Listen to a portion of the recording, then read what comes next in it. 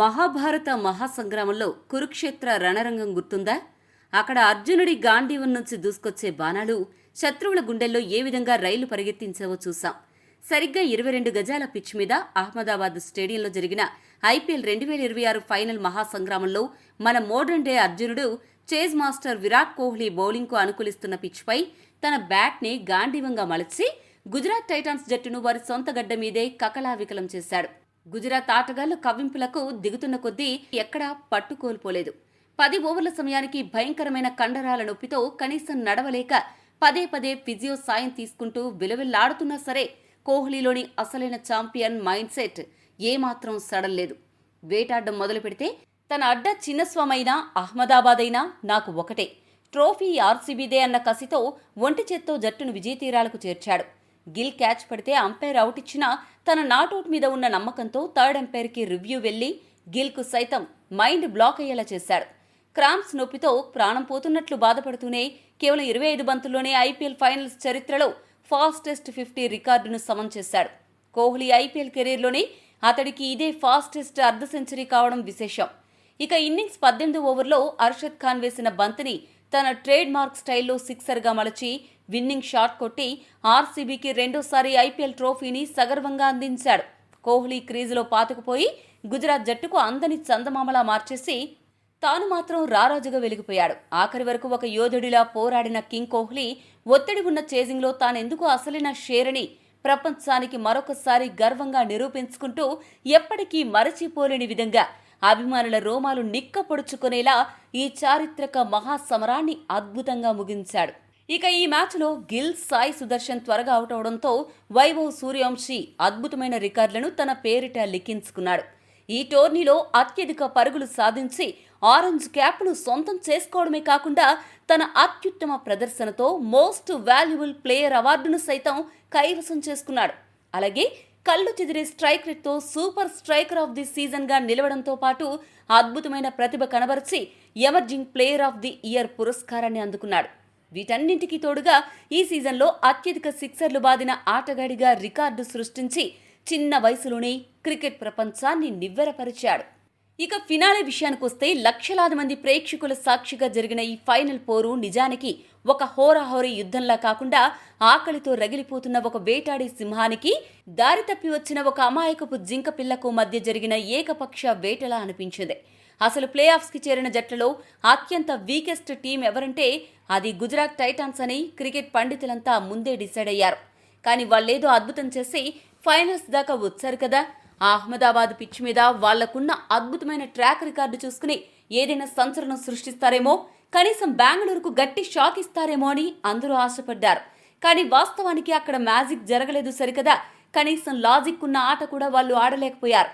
Bengaluru royal Challengers జట్టు cup కొట్టాలన్న కసితో ప్రళయకాల రుద్రుల్లా top to bottom 11 మంది ఆటగాళ్లు మ్యాచ్ విన్నర్స్ లాగా కదం తొక్కుతుంటే గుజరాత్ జట్టు మాత్రం కరెంటు పోయిన పాత బ్యాటరీలా పూర్తిగా ఛార్జింగ్ అయిపోయిన మొబైల్ ఫోన్లా మైదానంలో అట్టర్ ఫ్లాప్ అయిపోయింది. కనీసం ఇది ఒక ప్రతిష్టాత్మకమైన ఐపీఎల్ ఫైనల్ మ్యాచ్ అనే ఫీల్ కూడా ప్రేక్షకులకు కలగకుండా గెలవాలనే కసి ఏ కోసానా మైదానంలో కనిపించకుండా మొదటి నుంచే గుజరాత్ చేతులెత్తేసింది. కానీ బెంగళూరు జట్టు మాత్రం ఏమాత్రం తగ్గకుండా తాము ఇక్కడికి వచ్చింది కేవలం గెలవడానికి మాత్రమే అన్నట్లుగా బరిలోకి దిగి తుక్కు రేగ్గొట్టి దంచి కొట్టి వరుసగా రెండోసారి ఐపీఎల్ ట్రోఫీని సగర్వంగా ఎగరేసుకుపోయింది. దీంతో ఐపీఎల్ చరిత్రలో వరుస సీజన్లలో రెండవసారి కప్ గెలిచిన జట్టుగా 3వ జట్టుగా ఆర్సీబీ నిలిచింది. గతంలో ముంబై, చెన్నై మాత్రమే ఈ ఘనత సాధించాయి. మధ్యలో రబాడా, సిరాజ్ కాస్త వణికించిన ఆ బౌలింగ్ ఫైర్ ఎందుకో చివరికొచ్చేసరికి పూర్తిగా చల్లబడిపోయింది. ఆ తర్వాత వాళ్ళ బౌలింగ్ పరిస్థితి ఎలా ఉందంటే పెళ్లైపోయిన తర్వాత భజన మేళం కొట్టినట్లు, దొంగలు పడి దోచుకుపోయాక 6 నెలలకు కుక్కలు మొరిగినట్లు తయారైంది. చివర్లో వాళ్ళు మేల్కొని ఏదో మ్యాజిక్ చేద్దామనుకున్నారు. కానీ ఆ మ్యాజిక్లో లాజిక్ లేకపోవడంతో ఎలాంటి అద్భుతం జరగలేదు. బెంగళూరు బౌలర్లు తమ పదునైన వ్యూహాలతో, ఖచ్చితమైన బౌలింగ్ దాడులతో గుజరాత్ టైటాన్స్ జట్టు తుత్తినియలు చేశారు.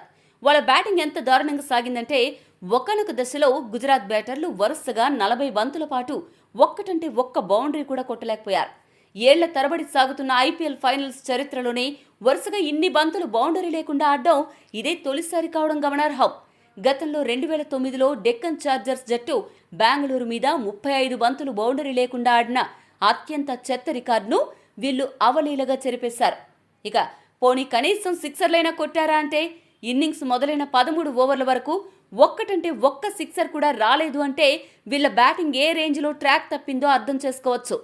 పిచ్ స్వభావాన్ని పూర్తిగా వంట పట్టించుకున్న ఆర్సీబీ బౌలర్లు జోష్ హజల్వుడ్, భువనేశ్వర్ కుమార్, రసిక్ సలాందార్ బంతిని షార్ట్గా హార్డ్ లెంత్తో విసురుతూ బ్యాటర్ల ప్రాణాలు తోడేశారు. ముఖ్యంగా తోలుబొమ్మల్లాంటి వాళ్ళ బ్యాటింగ్ ఆర్డర్ ఆర్సీబీ బౌలర్ల దెబ్బకు కుప్పకూలిందే.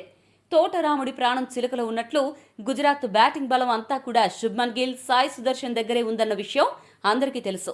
అయితే వీళ్ళిద్దరూ ఆరంభంలోనే వికెట్లు పారేసుకుని ఆర్సీబీకి సగం విజయాన్ని అక్కడే రాసిచ్చేశారు.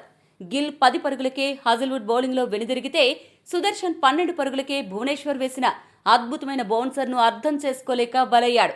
2025 సీజన్ నుంచి మొదట బ్యాటింగ్ చేసినప్పుడు పవర్ ప్లేలో ఎప్పుడూ పెద్దగా వికెట్లు పారేసుకునే గుజరాత్ ఈ సీజన్లో మాత్రం గిల్, సుదర్శన్ ఇద్దరూ పవర్ ప్లేలోనే అవుట్ అవ్వడం, ఇది 4వ సారి కావడం వాళ్ళ బలహీనతను ఎత్తి చూపుతోంది.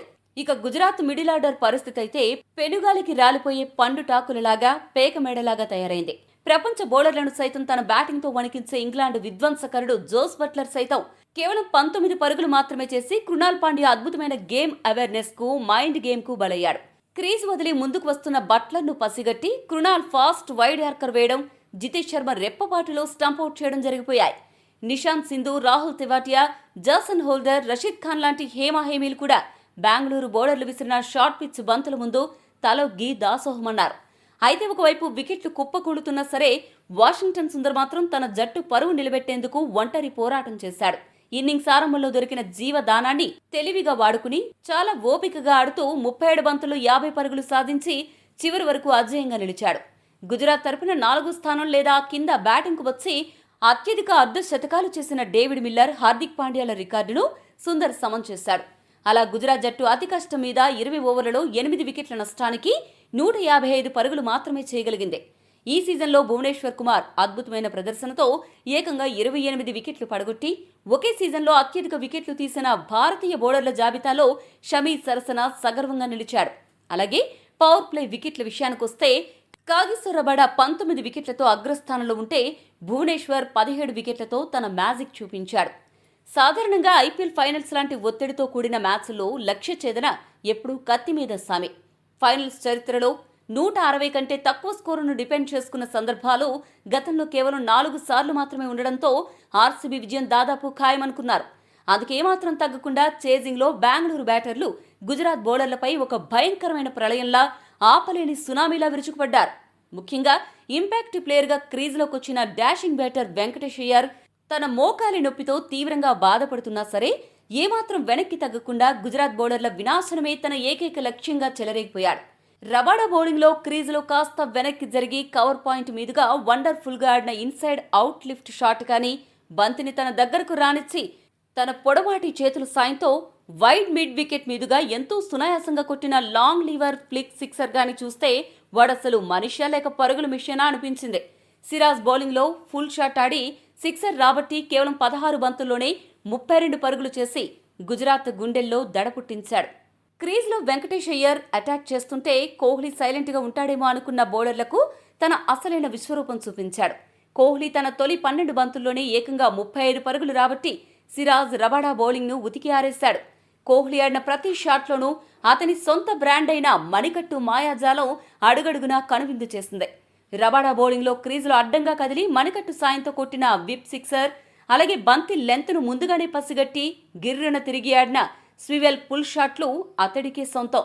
వీళ్ళిద్దరి భీకరమైన వీరబాదుడుకు బెంగళూరు జట్టు కేవలం 3.3 ఓవర్లలోనే 50 పరుగుల మార్కును దాటి ఐపీఎల్ ఫైనల్స్ చరిత్రలోనే అత్యంత వేగవంతమైన హాఫ్ సెంచరీ రికార్డును బద్దలుగొట్టి చరిత్ర సృష్టించింది. అయితే మ్యాచ్ అంతా ఏకపక్షంగా సాగుతోంది. బెంగళూరు పవర్ ప్లే ముగిసేసరికి 70 పరుగులతో ఎంతో పటిష్టంగా ఉండి గెలుపు లాంఛనమే అనుకుంటున్న తరుణంలో గుజరాత్ స్పిన్ మాంత్రికుడు రషీద్ ఖాన్ ఎంట్రీ ఇచ్చి వరుస బంతుల్లో డేంజరస్ ఫామ్లో ఉన్న రజత్ పాటీదార్ ఆ వెంటనే కృణాల్ పాండ్యాలను ఎల్బీడబ్ల్యూగా పెవిలియన్ చేర్చాడు. ఆ కాసేపటికే అర్షద్ ఖాన్ బౌలింగ్లో టిమ్ డేవిడ్ కూడా అవుట్ అయ్యాడు. కానీ అప్పటికే బెంగళూరు జట్టు గెలుపు ఖాయమైంది.